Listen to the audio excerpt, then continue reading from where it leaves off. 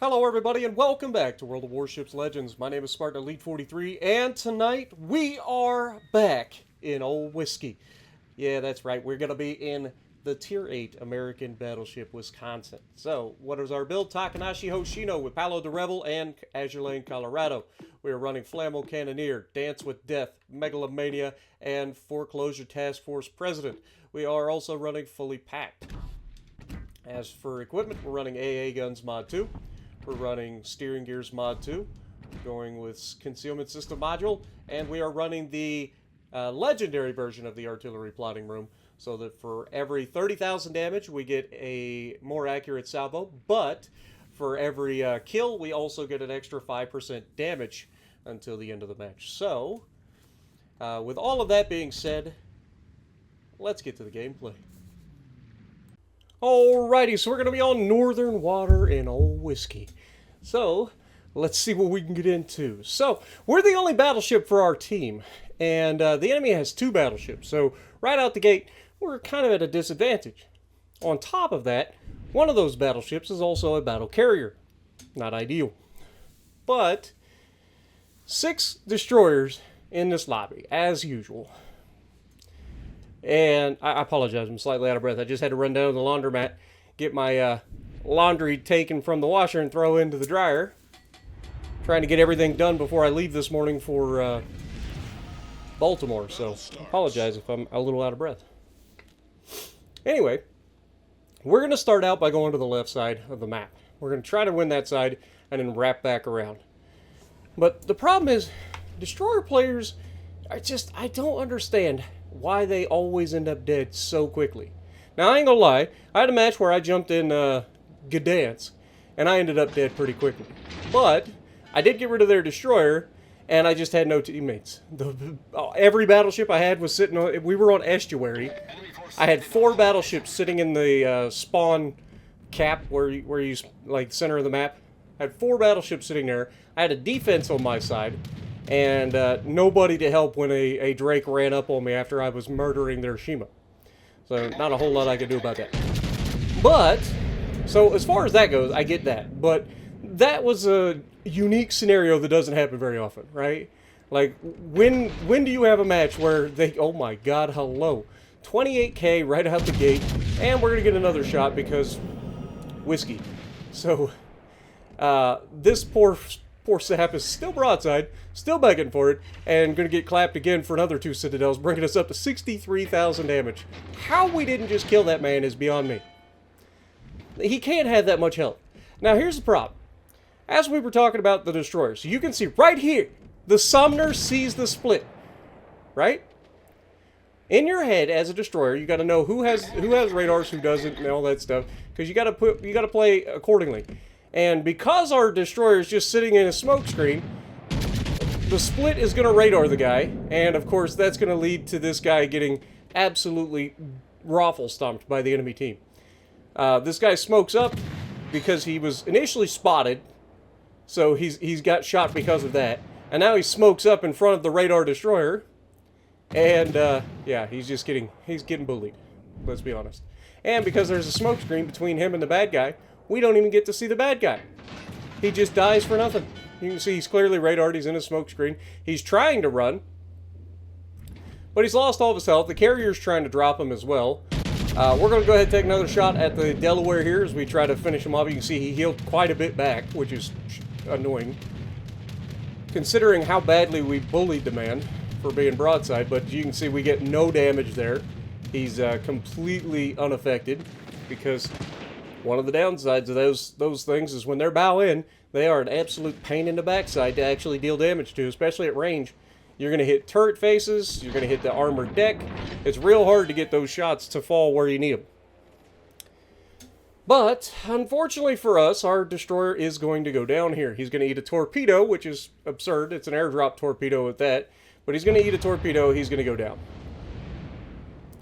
So that leaves us and this cruiser on my left basically alone on this flank. We do have the carrier, but let's be honest, I don't rely on carriers to do a whole lot. So I'm going to try to put myself in a position to win this match if I can. And you'll see that the majority of their team is over here. which is good news for me because that means that I don't really have to go anywhere to be a huge impact on this match. As the only battleship that we have on our team, it makes sense for me to be where most of the action is. So I got lucky that all their team decided to donate themselves over here. Now you can see that this is actually Delaware's drop, as you can see by the sheer volume of torpedoes, unfortunately. Look at the damage, dude. Those battle carriers, I've said it before, I'll say it again, it's silly how much damage their torpedoes do. But you can see he is begging for it. He has opened the angle up a little bit, which gives us a better look at the more of his ship that we can actually pin. And this time we're going to get a much better salvo. Not quite 10K, but Veneto is going to end up beaching himself on this island. I thought he was going to charge in, but he ends up beaching himself on this island, so I end up getting kind of awkward here, having to go around the island with my cruiser. And, yeah, this is not an ideal situation, because I'm having to go further out than I want to go. But again, we know they have a destroyer here in the split. They've lost 2 destroyers. We've lost all 3 of ours already. Shocker. Delaware, once again, is absolutely begging for it. We take the shot. He is reversing here. Should have maybe led this one a little bit further. But, yeah, unfortunately, we're not going to get... Well, I guess we get 1 overpin worth of damage. But, of course, we leave him alive. You can see Split has actually taken a little bit of damage. I don't know if the carrier did that or what. But Split has taken some damage. We've got this... I want to say it's a mines next to us. But he's doing his part. I'm going to try to get around this corner and try to get some damage on this Veneto. Again, he's bow tanking. Not much I can do, so we just go for superstructure. We are going to go ahead and use our spotter plane and our reload booster to try to get as much damage on this guy as possible. Try to get rid of him if we can. So we get another shot out there as well. And just before our reload runs out, because of our build, we get 3 shots per reload, or per booster, which is absurd. Again, another ship that's a little bit strong. Just a little bit strong, especially with Hoshino.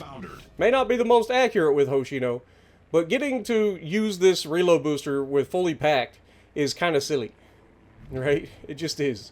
Of course, we never end up with people around us long enough for the reload, or for the fully packed to really be the best. But I gotta give shout out to the Suja player. This guy at least seems to understand what to do. He pays attention more than most, but he turns away here, which saves his life, because that was going to be death. That was going to be death. And then on the other side of it, you have our Dalian, and our Dalian is the opposite of that, where he's just going to sit there and he's going to die. Eats every torpedo sent his direction, trying to stop in a smoke screen. And yeah, he's not long for this world. But it's going to take us time to get back around. Now, the enemy has 2 caps to our none. Our team has kind of fell apart. Their team has also fell apart, but they have the points lead. Now, if you ever find yourself in this situation, in a cruiser specifically, or destroyer, and you have the points lead and the caps lead, all you got to do is run away, right? Protect the win. You can sit at distance and reset caps and stuff, because you can outspot the battleship, obviously, and then dodge incoming fire. But you can see our Dalian goes down. Now they have a 200-point advantage on us, and we are just now starting to get into a cap. Now we're going to stop them from accruing points on this cap, but it's going to take time for me and this mines to actually capture this base. But between me, this mines, and this carrier, we're going to have our work cut out for us to try to finish this one up. Fortunately, the enemy has no intentions of trying to win this match. They are actually going to try to win harder. You can see Schroeder here. Schroeder is a devastatingly annoying ship. Fortunately, he's very low health, so we're going to go through his bow, try to get rid of him. We get a very good salvo, and that's going to be the end of him. That was a huge removal. That gets rid of a really annoying ship, and devastating against cruisers specifically. But we're going to get around the corner. Unfortunately, Suja is going to get out of there too, and I want you to pay attention to what the Suja is going to end up doing. He's going after the carrier, that much is obvious, but he's going to do it in a way where I can't shoot him for a long time. We do get this cap. Obviously, carrier's going to start trying to go for me. It's not that big of a deal. I'll shoot down more planes than he has. It's not really a problem. Unless it's a Russian carrier, I don't really worry about carriers so much in my American battleships because I run the AA module. It gives me extra range, and I just shoot down more planes than they can keep reprinting.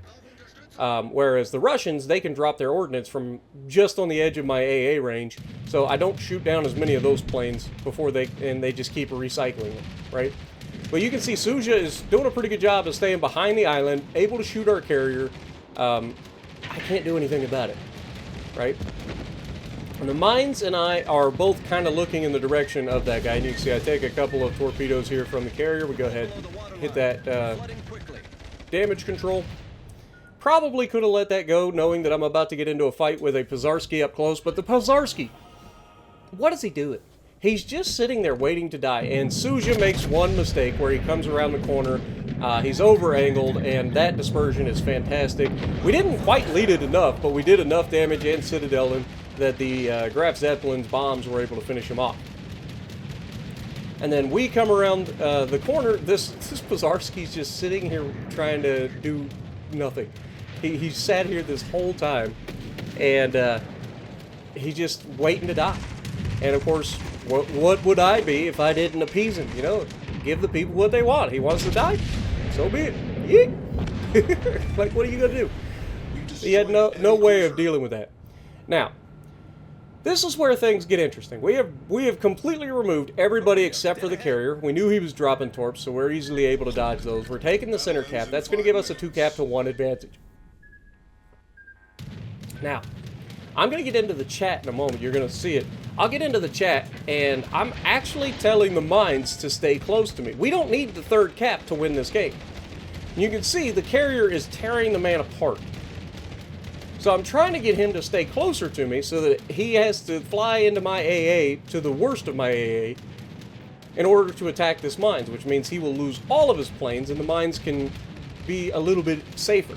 Unfortunately, with the carrier continuing to attack him, this guy just starts turning further and further away.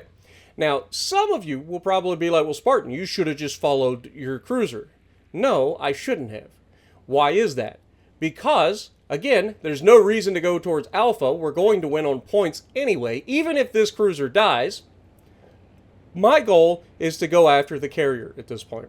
I know roughly where he is because you can see where the planes are coming from. You can see the direction that they're coming from. Our carrier was basically clueless initially. He went after the Ghost rather than paying attention to where the planes were actually coming from. And shout out to the carrier also for dropping fighters over top of the mines. I don't know if you can see that on the map, but the carrier is actually dropping fighters over top of the two of us. So shout out to the carrier trying to help his teammate. That's rare. I don't even need to tell you how rare that is. You know how many times I've been in a match where I'm like, dude, the carrier's been on me the entire game and not a single set of fighters were dropped by my carrier anywhere near me. It's like, come on, brother. Just a little bit of support would be nice. But we know roughly where the carrier is. He's going to be behind this island in front of us, right? Like, that much is blatantly obvious. And our carrier is headed back this direction as well, so that he has a faster time to get back on target, right? And you can see all you've got the fighters there, you've got the bombers there. They're all right next to that island and ahead of us. Unfortunately, the carrier is going to go straight for the mines again, and the mines doesn't even manage to get into the cap yet to stop them from accruing points, even though it didn't really matter anyway, because we've got the points lead, at least until that guy ends up dying, which he will end up dying. He's up against an armor-piercing bomb carrier, and he's in a cruiser. It's a devastating combination. But yeah, he goes down. That gives them the temporary lead. But as you can see, there's plenty of time on the clock to get the points. He's not going to kill me in the amount of time left. And surely the carrier's not going to get into a position where he's going to be attacked by the carrier either. So as we're paying attention to the mini-map, the carrier has spotted their carrier. He was right on the edge of this island, and as we've creeped forward, he's gone forward. Now, if you're being smart as the carrier here, you want to get around that island, and then as you see me approaching, and I just eat all these torpedoes because there's no reason to dodge. I want to go as fast as I can to get to this guy on the backside of the island. We have our reload booster. We have our spotter plane ready. Like, we are ready to rock and roll. We just got to get him into a position where we can shoot him. And if you're this carrier, like I said, Like, why are you waiting? Like, you should be around this island by now, just trying to, like, play hide-and-go-seek with me, right? Again, it doesn't really matter because we went on points regardless. But if your idea is to survive, like, you see where I'm at. All you gotta do is use your little auto-drive thing to get you around the corner. The carrier's not gonna be able to run up on you and spot you and kill you.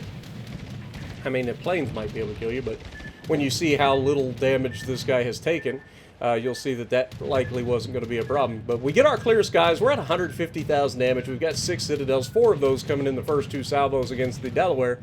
But Graf Zeppelin, I mean, he's just sitting here waiting to die.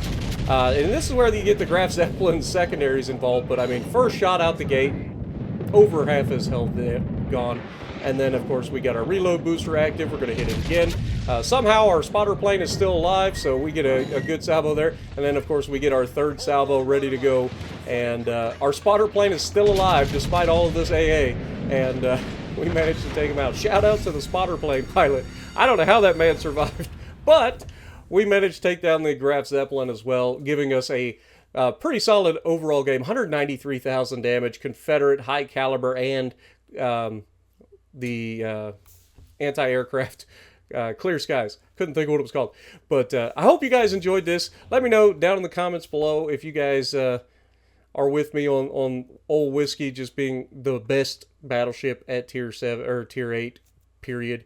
Like, it's not even a question. Like, Republique used to be the best. It's not even a competition anymore. WisKy takes it.